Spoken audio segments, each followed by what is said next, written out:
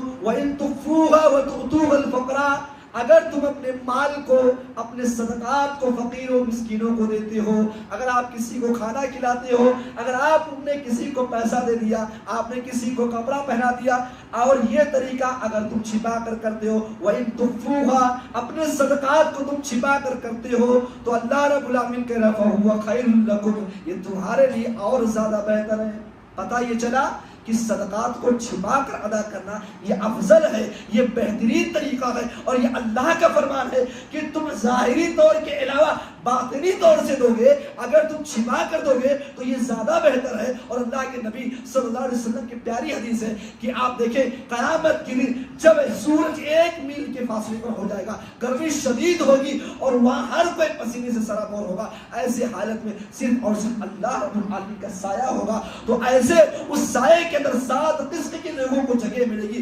اور ان 7 قسم میں سے ایک آدمی وہ ہوگا، ایسے قسم کے لوگ ہوں گے جو صدقہ کرتے ہیں، چھپا کر کرتے ہیں، وہ کھانا کھلاتے ہیں، وہ کپڑا پہناتے ہیں، وہ زکوٰۃ دیتے ہیں، وہ اپنے مال کو اللہ کے راستے میں خرچ کرتے ہیں، لیکن وہیں پر دائیں ہاتھ سے خرچ کرتے ہیں اور بائیں ہاتھ کو پتہ نہیں چلتا ہے، تو قیامت کے اللہ کے سائے میں وہ لوگ بھی ہوں گے۔ لہذا اپنے صدقات کو صحیح طریقے سے ادا کیا جائے۔ وَأَنزَلْنَا إِلَيْكَ الذِّكْرَ لِتُبَيِّنَ لِلنَّاسِ مَا نُزِّلَ إِلَيْهِمْ وَلَعَلَّهُمْ يَتَفَكَّرُونَ۔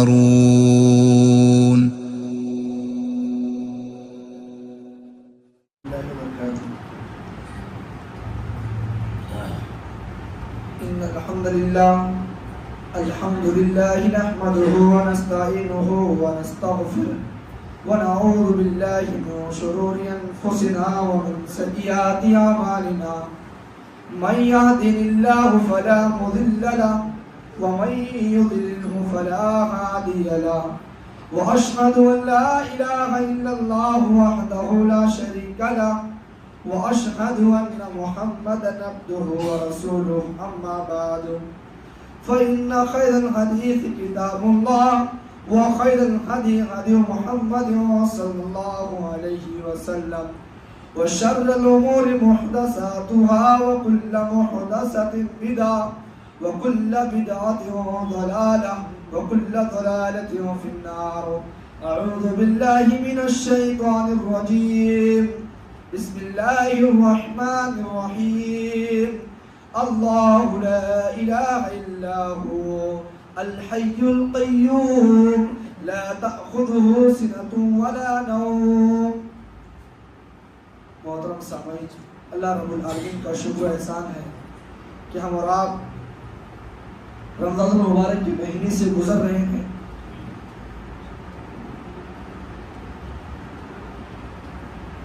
یہ اللہ رب العالمین کا شکر ہے کہ ہم اور آپ رمضان المبارک کے مہینے سے گزر رہے ہیں۔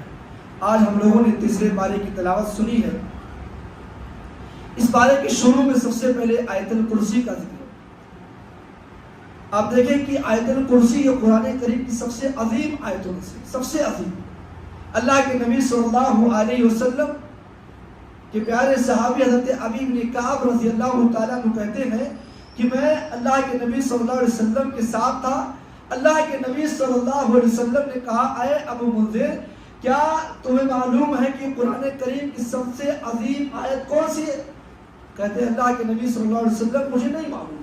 اللہ اس کے رسول کو زیادہ بہتر معلوم ہے۔ کہتے ہیں کہ دوبارہ اللہ کے نبی صلی اللہ علیہ وسلم نے مجھ سے کہا کہ اے ابو منذر، کیا تمہیں معلوم ہے کہ آیت قرآن کریم کی سب سے عظیم آیت کون سی ہے؟ کہتے ہیں کہ میں نے دوبارہ کہا اللہ کے نبی صلی اللہ علیہ وسلم،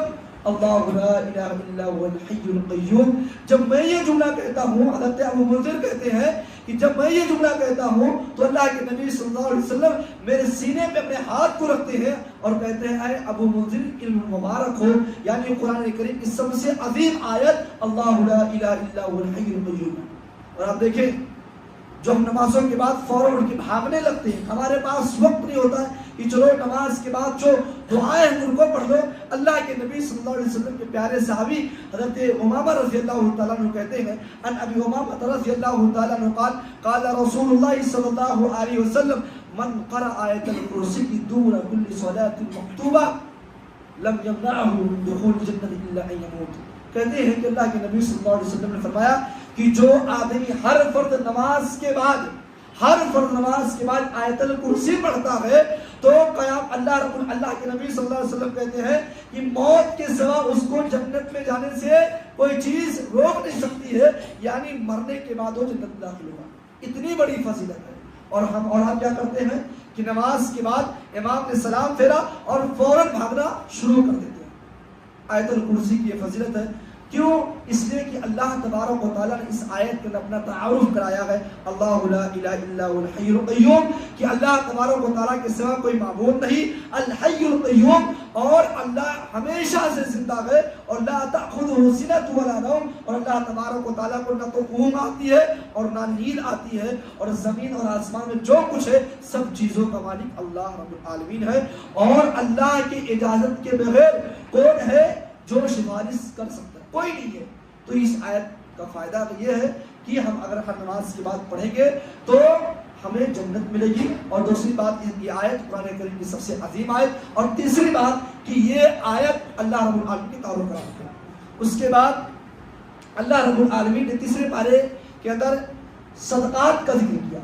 کن لوگوں کا صدقہ قبول ہوتا ہے اور کن لوگوں کا صدقہ قبول نہیں ہوتا ہے۔ یہ ایک اہم مسئلہ ہے جو کہ اللہ تبارک و تعالیٰ نے تیسرے پارے میں فرمایا کہ الذین ينفقون اموالهم فی سبیل اللہ، جو لوگ اللہ کے راستے میں اپنے مال کو خرچ کرتے ہیں، اور ثم لا ينفقون ما انفقوا منا ولا اذى، اور خرچ کرنے کے بعد جو مال خرچ کرتے ہیں تو مال خرچ کرنے کے بعد وہ احسان نہیں جتلاتے ہیں اور نہ کسی کو تکلیف دیتے ہیں۔ اور ایسے سماج میں اگر کوئی ہے جو اپنے مال کو خرچ کرتا ہے اور نہ کسی کو تانا دیتا ہے، نہ احسان جتلاتا ہے، اور نہ ہی وہ کسی کو تکلیف دیتا ہے، تو لہم اجرهم عند ربهم، تو اس کا اجر اللہ رب العالمین کے پاس ہے، اور وہ کبھی خوف زدہ نہیں ہوگا، اس کے اوپر کبھی غمگینی نہیں آئے گی۔ اور اس کے علاوہ یہ تو ان لوگوں کی بات جن کے صدقات قبول ہو جائیں گے، کہ وہ لوگ ہیں جو صدقہ کرنے کے بعد احسان نہیں جتلاتے، اور وہ لوگ جو احسان جتلا دیتے ہیں ان کا بھی اللہ نے تذکرہ کیا، فرمایا یا ایھا الذین آمنوا لا تبطلوا صدقاتکم بالمن والاذى۔ اللہ تبارک و تعالیٰ کہہ رہا ہے کہ اے لوگوں جو ایمان لائے ہو، جو اپنے آپ کو رسول کہ امتی ماننے والے ہو، تو یہ کہتے ہو کہ محمد رسول اللہ صلی اللہ علیہ وسلم کا کلمہ پڑھنے والے ہیں، تو سنو، لا تبطلوا صدقاتکم، اپنے صدقے کو برباد مت کرو، کس کے ذریعے؟ بالمن والاذى، احسان جتلا کر کے۔ آپ نے کسی کو صدقہ دیا،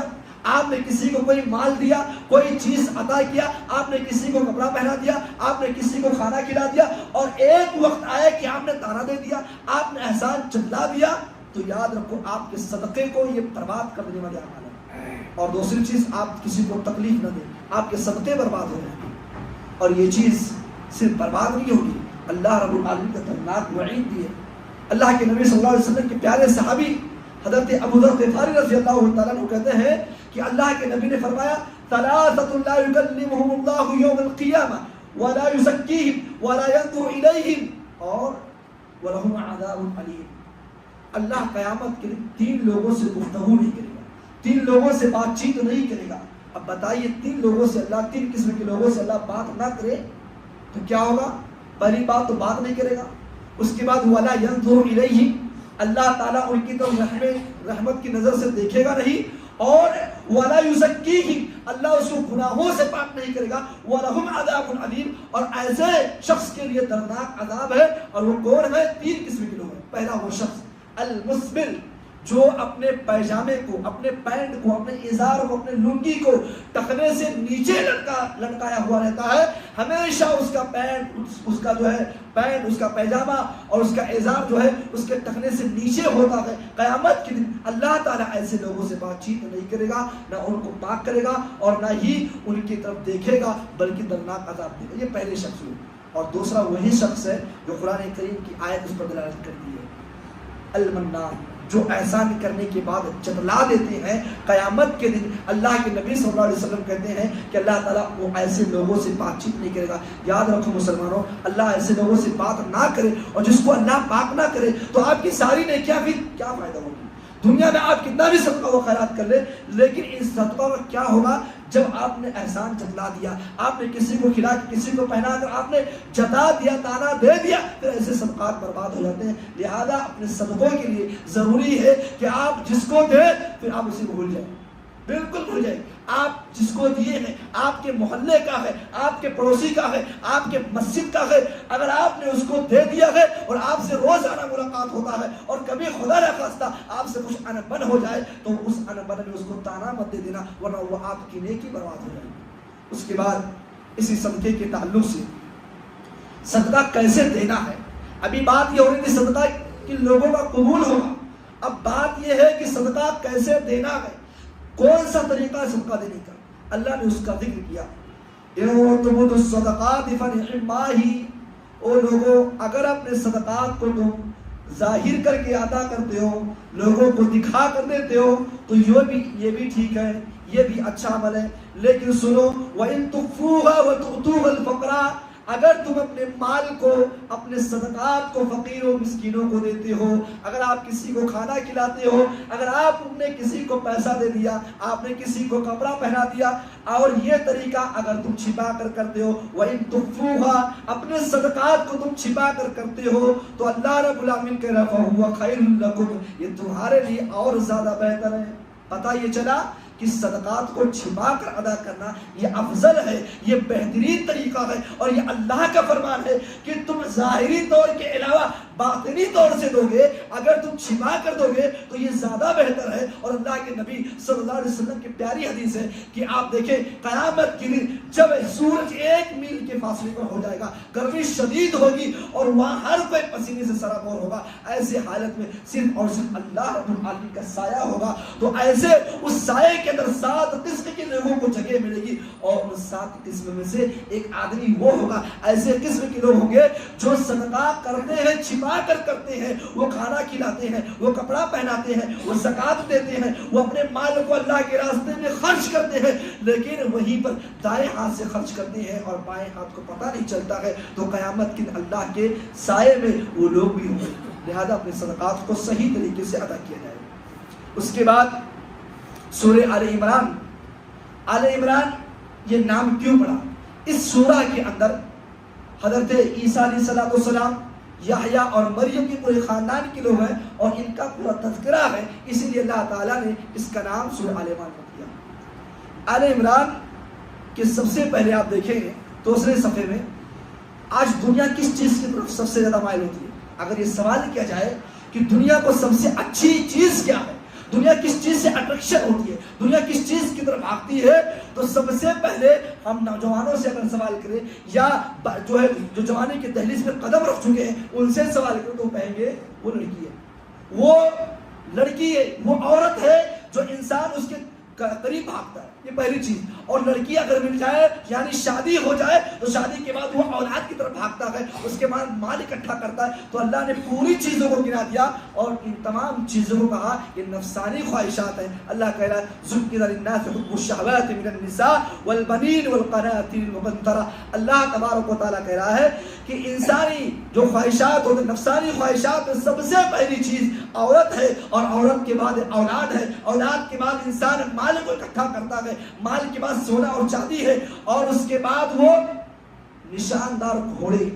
مدینہ کے اندر، مکہ کے اندر،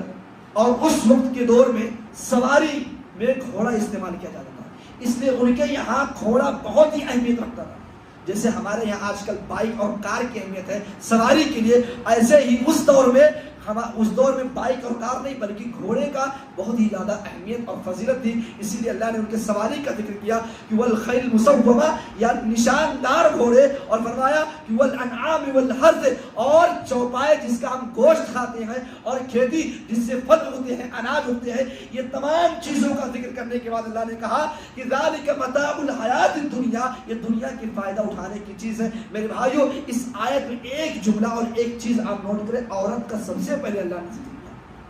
یہ عورت کا جو فتنہ ہے، بخاری شریف کی روایت ہے، آپ دیکھیں کہ اللہ کے نبی صلی اللہ علیہ وسلم نے فرمایا کہ ما ترکت بعد فتنة اضر علی الرجال من النساء، اللہ کے نبی کہتے ہیں میری امت میں میں اپنے بعد مردوں کو سب سے زیادہ نقصان دینے والی چیز اگر کوئی چیز چھوڑا ہے تو تو وہ عورتوں کا فتنہ ہے۔ آج آپ دیکھیں شاید کہ کوئی نوجوان عورتوں کے فتنے سے محفوظ ہو، الا ماشاءاللہ اکثر نوجوانوں کی یہ حالت ہے کہ وہ کسی نہ کسی سے ان کے غلط افیئر چل رہے ہیں۔ میرے بھائیوں یہ عورت کا فتنہ ہے، یہ اللہ کے نبی کی حدیث ہے، اس سے ہمیں بچنا چاہیے۔ آپ اگر نکاح کے خواہش مند ہے تو جائز طریقے سے آپ نکاح کر لیں۔ اس کے بعد اللہ تبارک و تعالیٰ نے اس پارے کے آخر میں حضرت مریم علیہ السلام کی پیدائش کا اور حضرت مریم کے واقعے کو ذکر کیا ہے۔ اللہ کے نبی صلی اللہ حضرت عمران، یہ ان کی بیوی مفسرین نے اپنی تفسیر میں لکھی ہے کہ عمران کی بیوی کا نام حنہ تھا، اور وہ خود بیان کرتی ہے۔ محمد بن اسحاق اس آیت کی تفسیر میں اذ قالت امرأۃ عمران ربی، اس آیت کی تفسیر میں محمد بن اسحاق رحمۃ اللہ علیہ کہتے ہیں کہ عمران کی بیوی حنہ، ان کے پاس کوئی اولاد نہیں ہو رہی تھی۔ ایک دن انہوں نے چڑیوں کو دیکھا کہ چڑیا اپنے بچوں کو چوبا دے رہی ہیں، دانے کھلا رہی ہیں۔ اب ان کو یہ احساس ہوا کاش مجھے بھی کوئی اولاد ہوگا۔ یہ احساس کرنا اور یہ جملہ ادا کرنا، اسی رات ان کو حمل ٹھہر جاتا ہے، اور جب ان کو یقین ہو جاتا ہے کہ میں حمل سے ہو گئی ہوں، تو اسی وقت وہ اللہ تعالیٰ سے کہتی ہے کہ اذ قالت امرأۃ عمران رب انی نذرت لک ما فی بطنی، وہ اللہ تعالیٰ سے عہد کرتی ہے اے اللہ میرے پیٹ میں جو کچھ ہے میں تیرے لیے، تیرے گھر کے لیے، بیت المقدس کے لیے اس کو میں نذر مانتی ہوں کہ میں وقف کر دوں گی، یعنی میں تیرے لیے آزاد کر دوں گی۔ اس کے بعد کیا ہوا؟ جب فلما وضعتها قالت رب انی، جب وہ بچہ جنتی ہے، عمران کی بیوی حنہ جب بچہ جنتی ہے تو لڑکا کے بجائے لڑکی ہوتا ہے، لڑکا کے بجائے لڑکی پیدا ہو جاتی ہے۔ اور یاد رکھیے انہوں نے اپنی اس فرمائش کو، عمران کی بیوی حنہ نے اپنی اس فرمائش کو لے جا کر اللہ سے کہتی ہیں کہ اے میرے رب، میں نے یہ امید لگائی تھی کہ لڑکا پیدا ہوگا، کیونکہ لڑکا ہی بیت المقدس کے قابل ہے، مسجدوں کی خدمت کرنے میں لڑکا زیادہ بہتر یہ کام کر سکے گا۔ تو اللہ نے ان کو جواب دیا کہ اے مریم کی، اے عمران کی بیوی، وَلَيْسَ الذَّكَرُ كَالْأُنثَىٰ، کہ لڑکے لڑکیوں کی طرح نہیں ہے۔ پتہ یہ چلا کہ عورتوں کی بھی بڑی فضیلت ہے، آدمی یہ نہ سمجھے کہ مرد ہی فضیلت والے ہیں۔ اس کے بعد ان کا نام مریم رکھا گیا، یعنی جو بچی پیدا ہوئی تھی اس کا نام مریم علیہ السلام رکھا گیا۔ اس کے بعد مریم علیہ السلام کی کفالت زکریا علیہ السلام، یعنی بیت المقدس کے اندر ہو رہی ہے، اور ایک دن ایسا ہوا کہ ان کی کفالت میں زکریا علیہ السلام کی پرورش میں یہ پل رہی ہے مریم علیہ السلام۔ روز آنا جانا تھا، روز آنا وہ مسجد میں آتے تھے۔ بیت المقدس میں آنے کے بعد ایک دن کا معاملہ یہ ہوا کہ وَكَفَّلَهَا زَكَرِيَّا كُلَّمَا دَخَلَ عَلَيْهَا زَكَرِيَّا الْمِحْرَابَ، کہ ایک دن وہ آتے ہیں مسجد کے اندر، محراب کے اندر، تو کیا دیکھتے ہیں؟ وجد عندها رزقا، کہ مریم علیہ السلام کے پاس بے موسمی پھل ہے، یعنی آم کا موسم نہیں ہے، ان کے پاس آم موجود ہے، پپیتے کا موسم نہیں ہے، پپیتا موجود ہے، کیلے کا موسم نہیں ہے، بے موسمی پھل مریم علیہ السلام کے پاس دیکھتے ہیں تو کہتے ہیں قال یا مریم ان لک ھذا، اے مریم تیرے پاس یہ پھل کہاں سے آیا ہے؟ یہ آم کا موسم نہیں ہے، اے مریم تیرے پاس آم کہاں سے آیا ہے؟ اے مریم کیلے کا موسم نہیں ہے، یہ کیلا کہاں سے آیا ہے؟ تو کیا کہتی ہیں مریم علیہ السلام؟ قالت هو من عند اللہ، یہ اللہ کی طرف سے آیا۔ یہ واقعہ بتانے کا مقصد یہ ہے، یہ واقعہ بتانے کا مقصد یہ ہے کہ سب سے پہلی چیز، آپ کی بیوی کے پیٹ میں جو کچھ ہے، بچہ جننے کے بعد چاہے بیٹی ہو یا بیٹا، اس پر آپ خوش ہو جائیں، آپ نا امیدی نہ ہو، آپ اللہ کی رحمت سے نا امید نہ ہو، یہ پہلی بات۔ اور دوسری بات کہ آپ کے پاس جو اولاد ہیں ان اولاد کی کفالت صحیح ڈھنگ سے آپ کریں۔ اگر آپ کے بچے جوان ہو گئے ہیں، آپ نے اپنے بیٹے کو موبائل نہیں دیا ہے، بیٹے نے کہاں سے لایا ہے، آپ نے دیکھا کہ ابھی تک میرے بیٹے کے پاس یہ موبائل نہیں تھی، لیکن ایک دن آیا کہ بیٹے کے ہاتھ میں موبائل ہے، گھر میں داخل ہوا، بیٹا موبائل چلا رہا ہے۔ اب باپ کے اوپر ذمہ داری ہے، ماں کے اوپر ذمہ داری ہے، وہ بیٹے سے سوال کرے بیٹا یہ موبائل کس نے دیا ہے۔ اسی طریقے سے بیٹیوں کے پاس اگر موبائل کسی بھی طریقے سے آتا ہے تو ماں کے اوپر ذمہ داری ہے، باپ کے اوپر ذمہ داری ہے، وہ اپنے بیٹی سے اور اپنے بیٹے سے سوال کرے، اے میرے بیٹے، اے میری بیٹی، یہ موبائل تیرے پاس کہاں سے آیا ہے؟ اس موبائل کا ریچارج کون بھر رہا ہے؟ اور اسی طریقے سے آپ کا بیٹا کس سے گفتگو کرتا ہے، آپ کی بیٹی کس سے گفتگو کرتی ہے؟ یہ ماں باپ کے اوپر ذمہ داری ہے کہ اس کو چیک کرے، اس کو دیکھے کہ میرا بچہ صحیح ڈھنگ سے اس کا استعمال کر رہا ہے یا نہیں کر رہا ہے۔ اور اس کے بعد اس بارے کے سب سے آخر میں اللہ تبارک و تعالیٰ نے ایمان کی اہمیت کو بتلایا ہے۔ سب سے آخری آیت، اس بارے کے سب سے آخری آیت میں اللہ نے کہا کہ ان الذين كفروا وماتوا وهم كفار فلن يقبل من احدهم ملء الارض ذهبا ولو افتدى به۔ آپ دیکھیں کہ ایمان کی اتنی اہمیت ہے کہ ہم اور آپ سوچتے ہیں کہ ایمان کیا؟ جو ایمان کی دولت سے مالا مال ہو گیا وہ قیامت کے دن کو اس کو احساس ہوگا۔ قیامت کے دن آپ دیکھیں اللہ نے فرمایا کہ جو لوگ ان الذین کفروا وماتوا وهم کفار، جو لوگ کفر کی حالت میں مر جاتے ہیں، یعنی ایمان نہیں لاتے ہیں، یا ایمان لائے تو لیکن ان کا ایمان لانا ویسے ہی ہے جیسے غیر مسلموں کا ہے، یعنی ان کو دین سے کوئی مطلب نہیں، بلکہ صرف اور صرف مسلمان کے گھر میں پیدا ہو گئے ہیں، بس یہی کافی ان کے لیے ہے۔ تو یاد رکھو ایسے لوگ اگر ایمان نہیں لائے اور مر گئے، وہ اللہ سے توبہ نہیں کرے اور ایمان لائے بغیر مر گئے، تو یاد رکھو قیامت کا دن ہوگا اور یہی لوگ اللہ تعالیٰ سے فرمائش کریں گے، اے اللہ ہم زمین بھر کے سونا تجھے دینا چاہتے ہیں، اے اللہ زمین بھر کے سونا ہم دینے کے لیے تیار ہیں، لیکن اللہ کہے گا فَلَن يُقْبَلَ مِنْ أَحَدِهِمْ مِلْءُ الْأَرْضِ ذَهَبًا، ان تمام لوگوں کی فرمائشوں میں سے کسی کی فرمائش قبول نہیں کی جائے گی، اور پھر کیا ہوگا؟ اولئک لهم عذاب الیم، ان کے لیے دردناک عذاب ہوگا۔ پتہ یہ چلا کہ ایمان کی بڑی اہمیت ہے، ایمان کی بڑی فضیلت ہے۔ تو آج کے درس سے ہمیں آیت الکرسی، یہ قرآن کریم کی سب سے عظیم آیت، یہ معلوم ہوئی، اور اس کی بڑی جو فضیلتیں ہیں یہ بات معلوم ہوئی۔ اسی طریقے سے عورت کا فتنہ، اس کے بارے میں ہمیں معلوم ہوا۔ صدقہ کس کا قبول ہوگا یہ بات معلوم ہوئی۔ اسی طریقے سے صدقہ چھپا کر دینا یہ زیادہ افضل ہے، یہ بات بھی معلوم ہوئی۔ اور آخر میں مریم علیہ السلام اور ایمان کی اہمیت کو معلوم کیا گیا۔ اللہ تعالیٰ سے دعا ہے کہ اللہ تبارک و تعالیٰ ہم تمام لوگوں کو، اللہ تبارک و تعالیٰ ہم تمام لوگوں کو، جو لوگ درس میں بیٹھے ہوئے ہیں، جو سن رہے ہیں، اللہ تعالیٰ جو بھی نکات اور جو بھی تفسیر چند آیتوں کی گئی ہے، اللہ تعالیٰ ہم تمام لوگوں کو اس پر عمل کرنے کی توفیق عطا فرمائے۔ اللہ تعالیٰ سے دعا ہے کہ اللہ تعالیٰ ہم نے ابھی جو بھی نیکیاں کی ہیں اللہ ان نیکیوں کو قبول فرما لے، کیونکہ ہم نیکیاں کرتے جائیں اور اللہ سے دعا کرتے جائیں، ورنہ ایسے ہی ہوگا جیسے ابراہیم علیہ السلام اور اسماعیل علیہ السلام نے نیکیاں کرنے کے بعد دعا کی تھی، کیونکہ ہر شخص کو ڈر ہونا چاہیے ہماری نیکی قبول ہوئی کہ نہیں ہوئی، اس کے لیے دعا ضروری ہے۔ تو اللہ تعالیٰ ہمیں ہماری غلطیوں کی اصلاح فرما دے، اور جو بھی نیکیاں ہم سے ہو رہی ہے اللہ تعالیٰ تمام نیکیوں کو قبول فرما دے، اور آنے والے دنوں میں ہمیں جو نیک اعمال کرنے کی توفیق دے۔ آمین۔ وآخر دعوانا الحمدللہ رب العالمین۔ السلام علیکم و رحمۃ اللہ۔